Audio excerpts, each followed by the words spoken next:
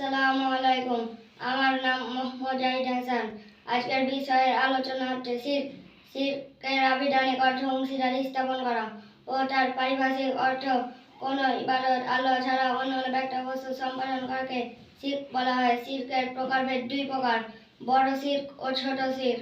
বড় শিরক কোনো ইবাদত আল্লাহ তাআলা ছাড়া অন্য কোনো ব্যক্তি বস্তু সম্পাদন করা, যেমন অন্যের জন্য সেজদা দেওয়া। ছোট শিরক এমন কাজ কর্ম যা বড় শিরকে পৌঁছে দেয়।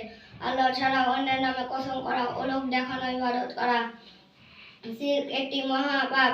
শিরকে যারা লিপ্ত তাদের প্রসঙ্গে আল্লাহ তাআলা বলেন, ইন্নাহু মাইয়ুশরিক বিল্লাহি ফাকাদ হারামাল্লাহু আলাইহিল জান্নাতা ওয়া মাওয়াহুন নার। অর্থ, নিশ্চয় যে ব্যক্তি আল্লাহ তাআলার সাথে অন্য কাউকে অংশীদারি স্থাপন করে আল্লাহ তার জন্য জান্নাত হারাম করে দিবেন, তার বসবাস স্থান জাহান্নাম। সূরা আল মাইদা 5 নম্বর সূরা 72 নম্বর আয়াত। আসসালামু আলাইকুম।